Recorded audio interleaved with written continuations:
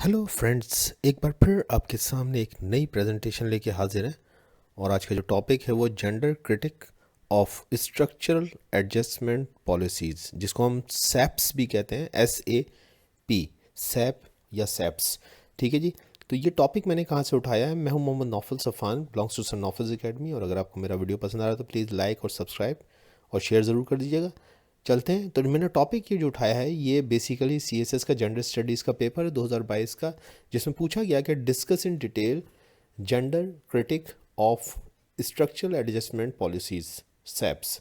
तो अब ये देखना ही है कि क्या पूछना चाह रहा है, क्या इसका मतलब है। तो याद रखिएगा कि what is SAPs in gender studies. तो अब ये जो सैप्स है, SAP और फिर स्मॉल s लिखा हुआ है, स्ट्रक्चरल एडजस्टमेंट पॉलिसीज़ कहलाता है।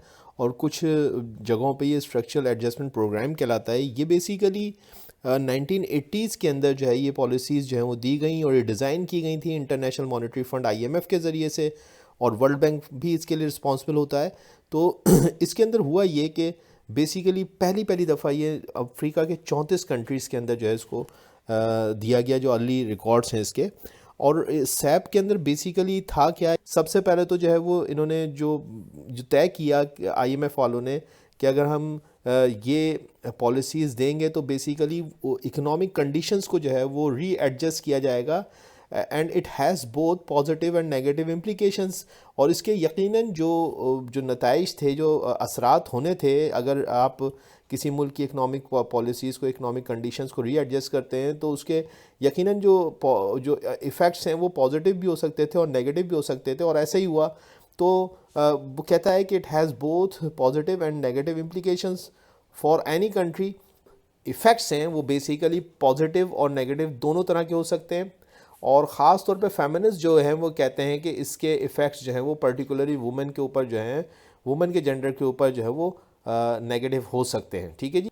अब देखिए इसके अंदर जो स्ट्रक्चरल एडजस्टमेंट पॉलिसीज़ हैं, इसके अंदर जो टूल्स इस्तेमाल हो रहे हैं सैप्स के अंदर, उसमें सबसे पहले तो आपको पता है कि IMF जहाँ पे भी जाता है तो सबसे पहले आजकल पाकिस्तान के अंदर भी इसी चीज़ पे एम्फेसाइज कर रहा है कि करेंसी डिवेल्यूएशन जो है वो होनी चाहिए, यानी करेंसी को उस जगह पे होना चाहिए जहाँ पे कि उसके सही हकीकत है।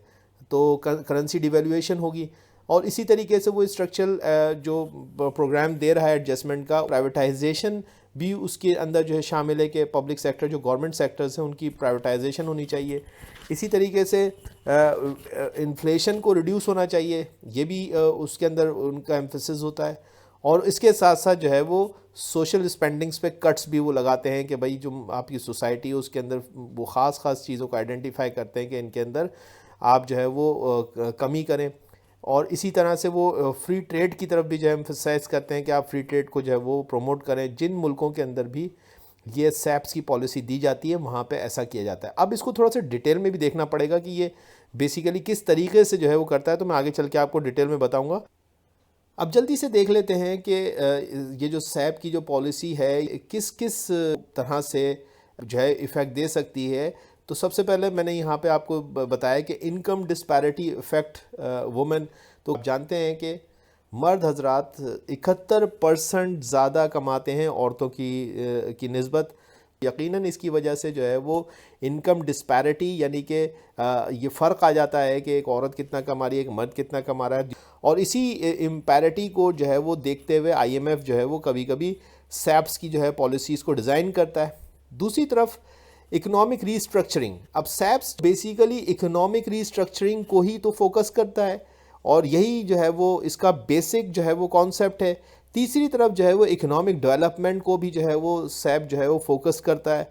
और इकोनॉमिक डेवलपमेंट, दरअसल जितनी ज़्यादा इकोनॉमिक डेवलपमेंट होगी उतना ही ज़्यादा जो है वो जेंडर इनइक्वालिटी उसमें बेहतरी आएगी। फिर इंडस्ट्रियल डेवलपमेंट है यहाँ पे। आप जानते हैं कि अगर इंडस्ट्रीज़ अगर डिस्ट्रॉय होती हैं मुल्क के, तो सबसे पहले इसका इफ़ेक्ट जो है वुमेन पे आता है, यानी कि औरतें सबसे पहले अपनी जॉब्स खोती हैं। तो मर्दों का जो ग्रुप है वो इतना ज़्यादा अफेक्ट नहीं होता जितना तेज़ी से औरतों का ग्रुप जो है अफेक्ट करता है। तो इस क्योस को भी जो है वो मद्देनज़र रखा जाता है सैप्स के अंदर। ठीक है जी। Basically consequences of family crisis affect women.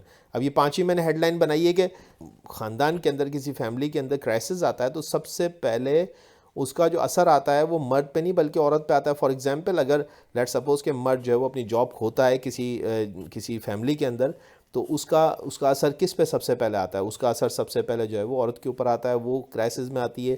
اگر وہ بھی اگر جاب کر رہی ہے تو اس کے اوپر جو ہے اس کا برڈن پڑ جاتا ہے فیملی کا پورا, اور اگر وہ جاب نہیں کر رہی ہے تو پھر تو بہت ہی مصیبت میں آ جاتی ہے کہ اس کا جو ہے وہ شوہر بھی جو ہے وہ جاب سے چلا گیا ہے, تو اسی صورت میں تو بہت ہی زیادہ کرائسس ہو جاتے ہیں. تو یہاں پہ یہی میں نے ہائی لائٹ کیا کہ consequences of the family crisis affect women.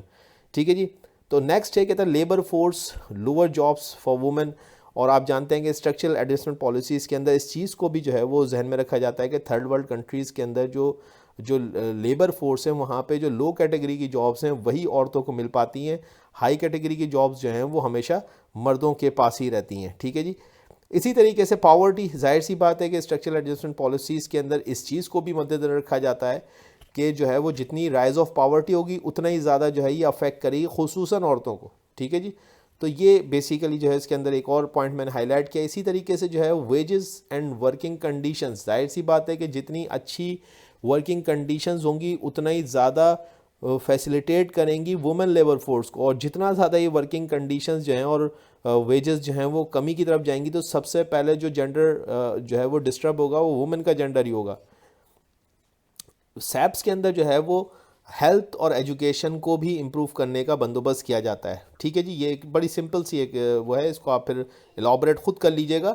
اور اسی طریقے سے میل نیوٹریشن بھی جو ہے وہ سیپس کے اندر خصوصاً تھرڈ ورلڈ کنٹریز کے اندر جو ہے وہ میل نیوٹریشن ایک بہت بڑا مسئلہ ہے کہ بچے جو ہیں وہ اگر کسی ملک کی اکنامک کنڈیشنز جو ہیں وہ خراب ہیں تو وہاں پہ, اور ویسے بھی عام طور پہ جو ہے وہ تھرڈ ورلڈ کنٹریز کے اندر میل نیوٹریشن ایک بہت بڑا مسئلہ ہے. میل نیوٹریشن کہتے ہیں خوراک کی کمی کا یا خوراک کا ان پراپر ہونا. تو یعنی کہ جو لوگ کھانا کھا رہے ہیں وہ یا تو بیلنسڈ ڈائٹ نہیں ہے یا پھر وہ کم ہے جتنی کہ ان کو ایک آدمی کو کھانی چاہیے. اور ایسی صورت میں خاص طور پہ بچے اور پھر عورتیں, اور عورتوں میں پریگننٹ لیڈیز جو ہیں وہ زیادہ جو ہیں وہ اس سے متاثر ہوتی ہیں. تو یہ جو ہے وہ سیپ کے حوالے سے میں نے آپ کو جو ہے وہ تھوڑا سا اپڈیٹ کرنے کی کوشش کری. تو آئی ہوپ کہ یہ کلاس آپ کے لیے بینیفیشیل ہوگی. Thank you very much.